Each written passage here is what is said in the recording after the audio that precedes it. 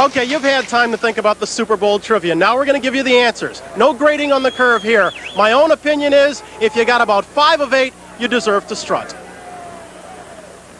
The question was, who is the only man ever to start in a Super Bowl on both offense and defense? The answer?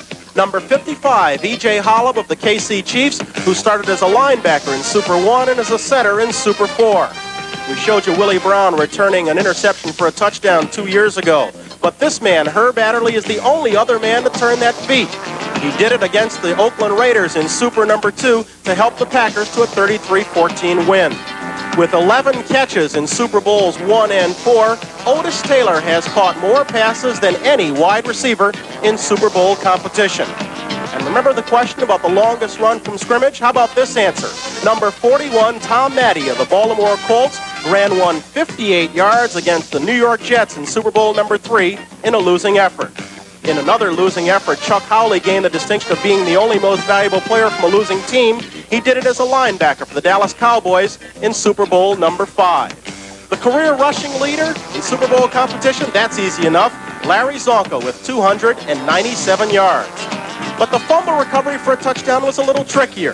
The award goes to Mike Bass, who took that Garo Yepremian fumble back for a touchdown in a 14-7 game.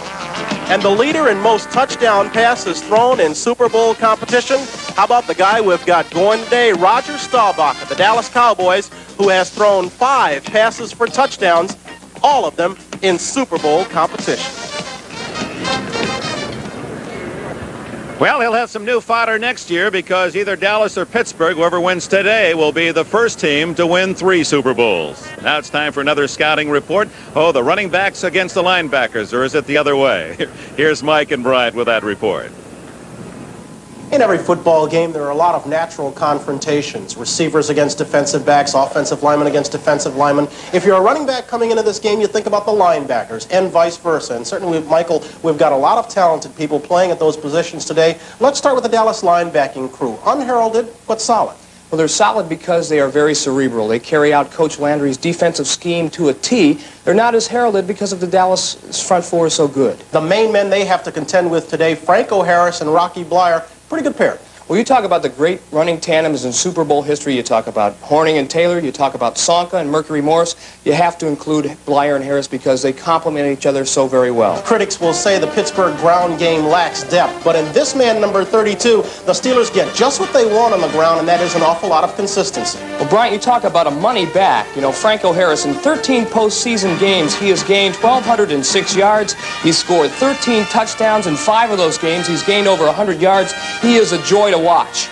Certainly he is something special. Great acceleration for a big man. The guy who will have to keep a sharp eye on him today is Bob Brunig, the man in the middle of the Dallas defense, kind of an enigma in Dallas land. He is an enigma because he has been unable to make Dallas fans forget about the all-time great Leroy Jordan, but he's good because, like I said before, he carries out that game plan very well. Brunig is flanked on one side by a lot of experience in D.D. Lewis, and on the other side by a lot of pizzazz and quickness in Hollywood Henderson. Well, Thomas Hollywood Henderson, people get down on him because he talks so much. The reason why he talks so much is he can play. He can back up all of those words, and he can roam from sideline to sideline and really break open a game with those devastating interceptions of his. On offense, the Steelers have consistency in Harris. On offense, the Cowboys have a world of speed in this man, 33, Tony Dorsett. Well, Earl Campbell and Walter Payton might be better all-around backs, but for sheer breakaway ability, Tony Dorsett has it all.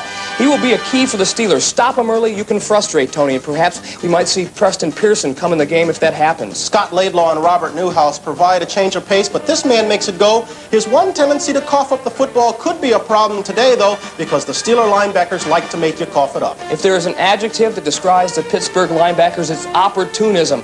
Jack Ham is probably the best. He's been a virtual all-pro in every season that he has played, and he's got that innate ability to, that football instinct that not many players have. They even get it from part-timers. You take this man, Robin Cole. He shares time with Lauren Taves, but he has a knack for being around the ball, for being around when it's coughed up, and coming up with it, which is the second part of that equation. But the man who makes it happen in the middle is the man with the big smile, 58 Jack Lambert. Thomas Henderson calls him Count Dracula, and actually he is the Steelers' enforcer, and what he will not let happen is the Steelers to get intimidated. You know, you come into a big game of this nature, and normally you talk about control of the ball game being held in a quarterback's hands or a running back's hands. But really, the trio of linebackers the Steelers have, they're so good, they can take a game and dominate it, and that's why the Cowboys' offensive backfield is so important today. Bryant, you said it all. If the Dallas Cowboys' offensive backfield, Dorsett and Scott Laidlaw, can keep them off balance, make them respect their running ability and their ability to catch the ball, Pittsburgh could have some problems. Certainly the people involved in the running back positions and the linebacking positions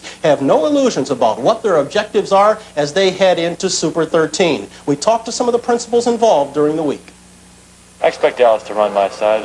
Most offenses, except maybe for an Oakland, are a right-handed team, meaning they'll run to a defensive left, and I expect running plays my way, and you know, they execute pretty well, and I think that they can move the football on anybody, and I'll see a lot of running game.